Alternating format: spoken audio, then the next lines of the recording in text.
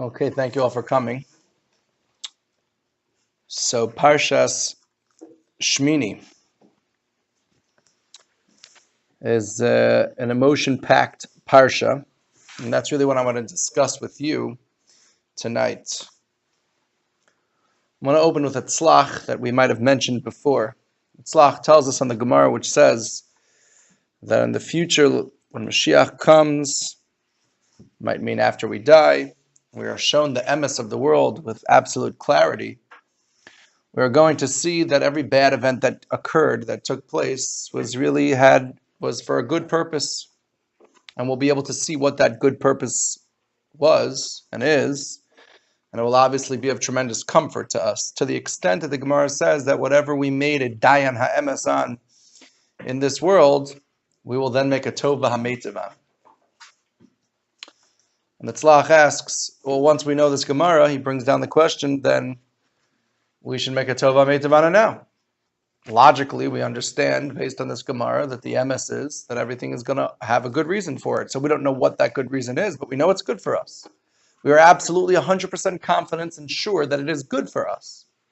So if we're confident that it's good for us, we should make a tova ha'metiv. Something good just happened, even though it was bad, even though it felt bad. And he explains that really that's a mistake. When we feel proper emotions in this world, in the way in which Hashem created us to feel. And not only did He create us with logical capacities, the ability to think through situations analytically and logically and in sequence and organized thought, but He also gave us a koach of emotion, an emotional side to us. He gave it to us purposely, not simply to be overrun, to be overcome as a challenge, as an obstacle, but to be used. And therefore, Zak Tzlach, Avada, we make a dayan ha'emes, and we feel the pain when something painful happens. We are not meant to try to not feel any pain or sadness ever. Obviously, it should be mitigated. It should be lowered, because we know, ultimately, we will know that we will understand what the good is, and we know that there is good to it. And therefore, the pain is never out of control. Some explain the issur of ripping hair out over the death of a person. The issur of ripping hair out is because you're taking that sad emotion to an extreme, as if there's no Ribono Shalom, as if there's no afterlife, as if there's no din and emes to what happens in this world. And of course there is, and of course it's all lahatov. So it calms and it limits the extreme at which we're going to feel those difficult and painful emotions, but we still feel them. And that is appropriate, and that is proper. We are not meant to turn ourselves into robots, but we are rather meant to be in control, but still absolutely, genuinely, deeply feel all the different emotions that there are, from the saddest to the happiest, and everything in between, that the Ribono Shalom gives us to experience. That's actually part of living a rich, fulfilling life. Those people who try to live as emotionless as possible are making a big mistake. Obviously, different people have different personalities and more naturally feel more emotional or less emotional. But everyone should embrace emotions. It should absolutely be a part of their lives within reason. Really, when you look around the world, you see this everywhere. You see in an obvious way, and then kind of under the surface, you also see how much of this world is driven by emotion. It's an unbelievable force that emotion is. We look at the arts, drama, movies, songs, paintings, stories, plays. The success of such artistic creations depend completely on the emotions they elicit from those people who watch, who are entertained by them, who look at them, who listen to them, to these artistic pieces. All of art and all the different ways in which art is not just paintings, dance and music and drama, plays and videos, movies. It all depends on emotion. And as we advance as a society and we become smarter with more and more knowledge for ourselves, and we become, so to speak, smarter in psychology and in other chachmas in the world and the entertainers, so to speak, become smarter at how to really get to those emotions. And therefore they draw people into those movies, to those songs. The more emotional a song is, the more popular it will be. Period. Now, obviously, we have to be working with a basic amount of talent. If everything's completely off key and it sounds terrible, but it's really emotional, it probably won't be so popular. But within the general spectrum of talent, something could be significantly more talented, but not so emotional, and something could be significantly less talented. Still sounds talented, but less, but be very emotional, and it will be way more popular. Because as human beings, we live and breathe emotion. We look for it. We enjoy it. We embrace it. Even negative emotions, especially in the arts where it's not us actually going through the difficult times, but we listen to the song or watch the play that depicts other people going through the difficult times, and we feel with them the emotions, but to no threat to ourselves. We appreciate that. We are at the very least entertained by it, but even more so, it touches us. The greatest connections in life that we can have with other people, whether it's friends and more intensely with family, are all filled and built on emotion. Emotion is an unbelievable part of our lives. Con artists. A con artist stands for a confidence artist. Perhaps you could say it means because he's able to gain confidence from everyone else. But really what it means is that he's an artist. He's able to craft confidence, meaning he can depict himself almost like a chameleon, but emotionally. He can show tremendous bravery and courage and confidence in flying an aircraft. And as long as he finds a replica of a little pilot's wings, he can put it onto his jacket and figure out how to become the pilot of a plane. He can display tremendous sadness and feeling for other people in their times of need, and they really will connect. They'll let him in. They'll let that person in, and they might even tell him a secret. That's what a con artist is. He's an expert at being able to fake, ultimately, and be able to give over these emotions. And it is the emotions that then unlock the keys to other people. There's no such thing as a good, healthy husband and wife relationship, which we could say is the closest relationship that exists in this world. It's the relationship that we talk about. A marriage between a husband and a wife is the mashal we give for the relationship between Klal Yisrael and the Ribono Shalom as a chassan and a kalef. You can't have a healthy marriage where not only, which is going to be much more natural, is the woman emotionally involved with the husband, but the husband has to be emotionally involved with the woman, the wife. It's an absolutely crucial component to all relationships and to connecting, even with a friend, but in any connection with another human being. Hashem gave us emotions to use productively. Like we're saying, emotions are what allow us to build and foster achdus.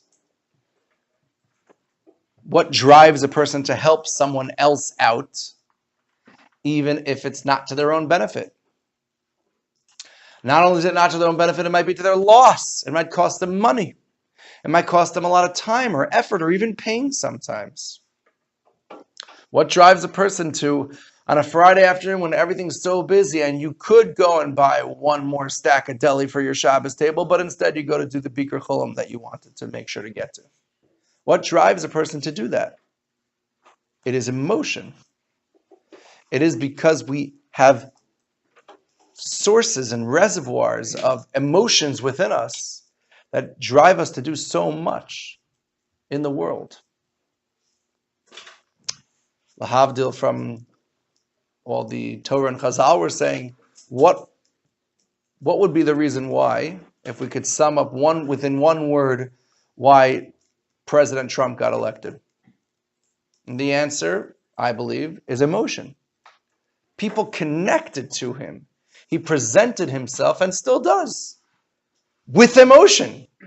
It's not, one second, let me speak to my legal team and my advisors before I utter my next sentence. I'm going to say it like it is, what I'm feeling right now. Here's what I got to say. And there's something that allows us to feel comforted almost by that, certainly connected to that. It's real, it's genuine. We connect to that. It motivates us. It gets us to do good things. Obviously, emotion can also do and give over lots of bad outcomes. We can get really angry. It can cause us to obviously have an outburst, lose control in that way. We can get overly excited about something, and again lose control and do an avera, that because we were so excited about it, or because we were so wanted it so much, or we were so jealous of something. All the emotions, of course, can be used in a bad way as well.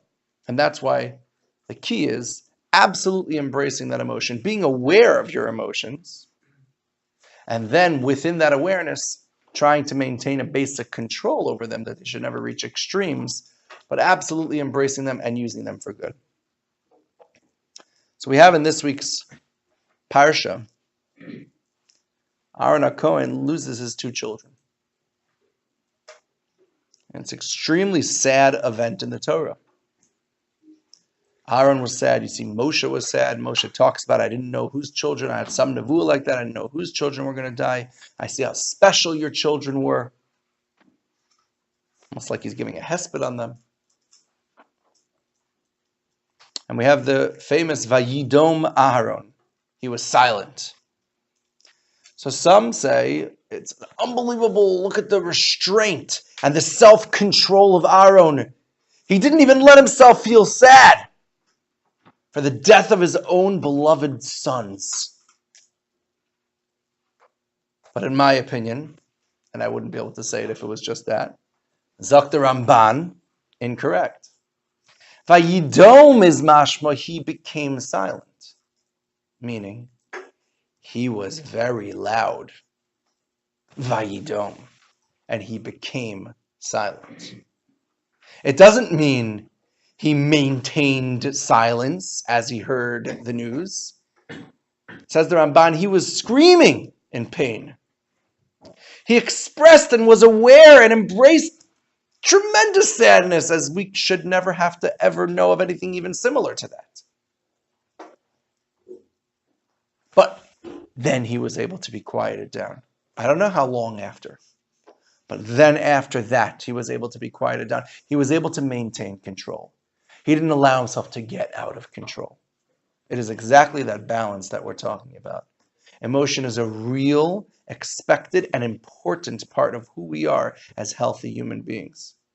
Says the Ramban in a second pshat, it could be even based on the lashon that Aaron was still whimpering quietly. It wasn't this stoic, I accept. Nothing like that. It was real. It was raw. It was emotional, as it should be. When we embrace our emotions, as we said, it gets us to do good things with the right dose. It motivates us to do the right things at the right times. What motivates a person to care so much about his family members?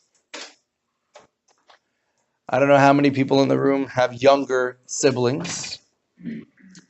And if you don't have younger siblings, you might have older siblings who, if you have younger siblings, I'm sure they annoyed you at times. If you have older siblings, I'm sure you annoyed them at times, and they probably annoyed you also at times. So if you have no siblings, then just imagine what I'm saying. But plenty of times, siblings, you live under the same roof, you're around each other all the time, you get on each other's nerves. There's a lot of annoyances. And yet, in any normal, average, healthy family, basic, average family, it would be without a second's thought, if the house was on fire, that you'd go looking for your brother to drag him out. You could be in the middle of a fight and the fire breaks out. You grab him by the shirt collar and drag him out. What just happened? What just happened? They say, yeah, you do that for a friend also. Okay, it's an extreme life and death case. That's true. That's also driven by emotion, by the way, caring for other human beings.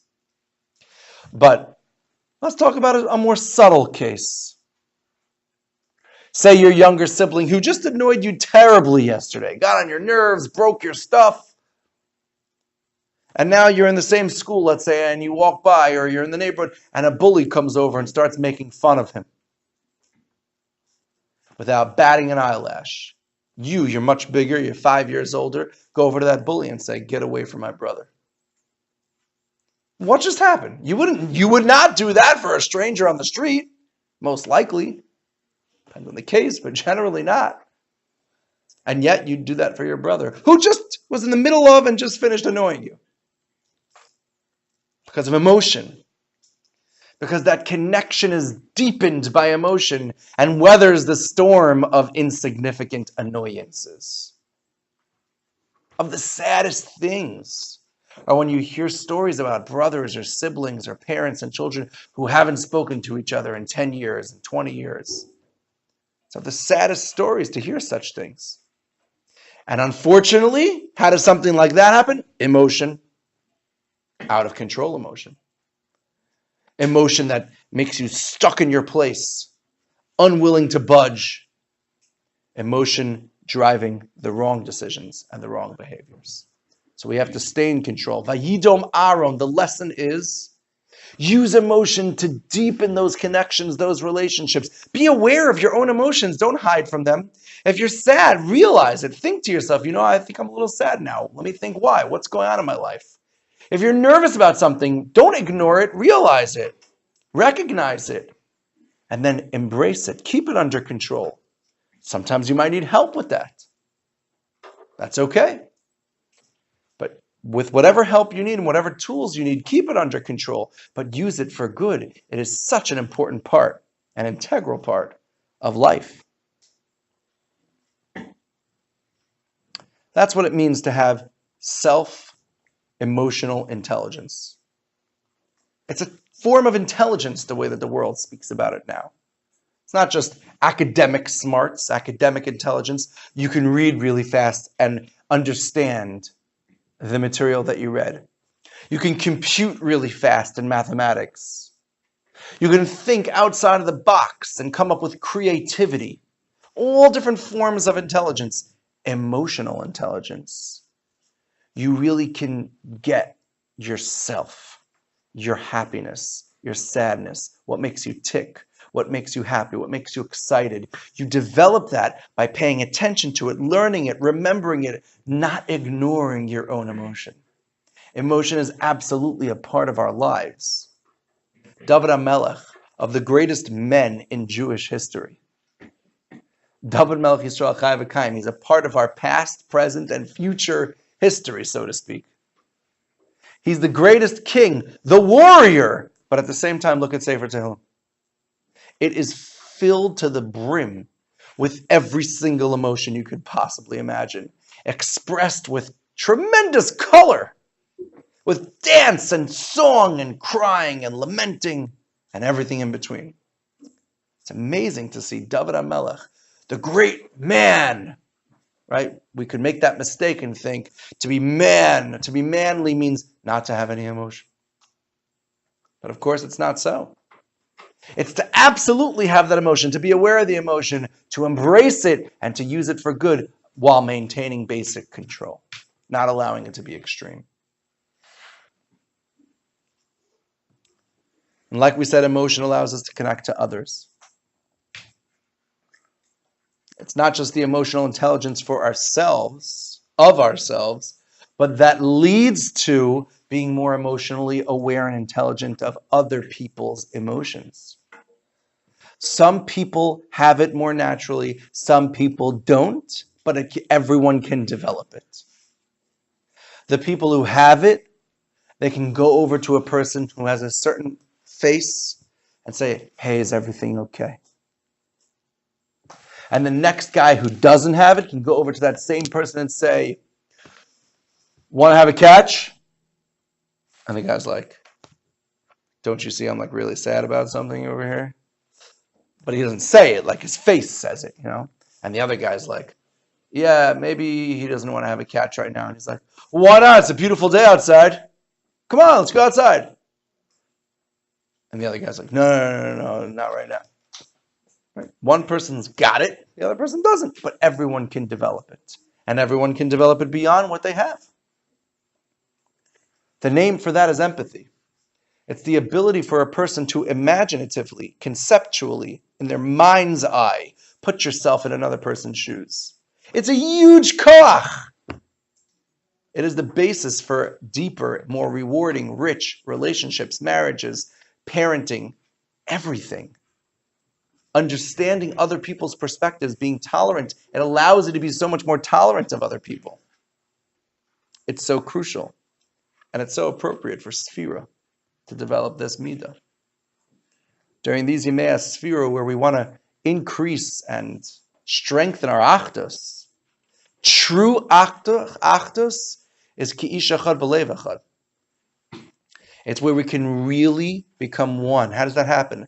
Where with our hearts, with our emotions, we can really feel everyone else's emotion. It's not just selfish. I feel happy right now, so everything's great. Oh, but he's crying over there. Okay, fine. Hope you feel better. That might be sympathy, but it's not empathy. Empathy is, what's going on? I see you're crying. I really want to help out. Is there anything I can do? So how do we develop these midos? A few small practical things. First, and most obviously, if you see someone your age, younger than you, older than you, who seems a little down and out, seems a little sad, go over to the person, pat them on the back and say, everything all right? Let me know if there's anything I could do. Hope you're okay. Something as simple as that. Give them a little chizuk. Say something nice. We sometimes can make the mistake and think, what's the big deal? So I'll say something nice. And what does that do? The biggest mistake. Words are so powerful. They can be harmful, and they can be so powerful in a good way. Sometimes the best way to imagine and understand how powerful words are is to think, when was the last time someone said something to you, or you heard someone say something to someone else that was really hurtful? And understandably so, that must have really hurt that person. Or I was really hurt by that comment. Everyone can think of an example like that. So we can readily recognize the koach, the strength of words for the negative, has the same strength for the positive. Even if you don't find someone who's down and out, and sometimes it's harder to go over to a person like that, even though it's even more so you should there, just practice this midah. Develop it, grow it by once a day. Trying once a day to going over to someone that you normally wouldn't go over and say, hey, have a good day. Nice to see you today. Good morning. How was Shir today? Go over to the guy and say, hey, do you know what's for lunch today? That's a really, really, really tiny amount of building it, but you're still going beyond your comfort zone. You normally wouldn't ask that guy what's for lunch today. So it's one tiny baby step in that direction. Maybe then eventually you can graduate to, nice to see you today. Have a great day. Expressing, so that's a really easy practical idea that you can do every day. Someone just beyond your comfort zone that you would normally automatically do it. Not only that, go to a Rebbe. Not just because you want something from him, just because you want to be makir tov. You want to express appreciation using your words. Rebbe, that was a really good shir today. Thank you so much. A lot of times we stay away from these types of comments because of the A word. That's awkward. I don't want to do that. That's awkward. And really, that awkwardness, sometimes something being awkward is a correct defense mechanism to stop you from doing something wrong or inappropriate. But in this case, it's only awkward because it stirs up emotions. And we're uncomfortable with that in a public type of situation or with someone that we're not familiar with or not totally comfortable with. Get over that. That's exactly what we're saying. You go over to a Rebbe or to a parent. Rebbe is an excellent idea. Parent is an excellent idea. Just calling, normally let's say you're from out of town, you normally call your parents twice a week, and once a week usually is complaining about all the bad stuff here, and the other once a week hopefully is also mixed in with some positives. So one time that week, call your parents, and this applies if you're an in-towner too. When you go home, first thing you say when you see your parents, one time a week, one time every 2 weeks, just speak positively and appreciatively. I'm really enjoying yeshiva. So many things, right? You don't even have to lie. So many things are going well. That's a relative term. Thank you. Thank you for sending me to yeshiva. So many things are going well. I appreciate it. It doesn't need to be any but, except. What do you think your parents are going to feel? They're working hard to send you to yeshiva, sending you away. Okay? There for sure are times where they are not so sad that you're not around. There are people too. But generally speaking, it's not easy. Appreciate it. They're going to love to hear something like that. And you know why you want to say it to them? Not because it's going to be money in the bank for that thing that you want to buy, just because you want to give them a second of happiness. Costs you a few words. It's basically free. Gives them a few seconds of happiness. Feel good about it. If they say, what's the catch? Say nothing. Just want to tell you things are going really well. Anyway, I'll speak to you in a few days. Using your words mixed with empathy is an unbelievable combination for chesed, for connecting with people, for relationships.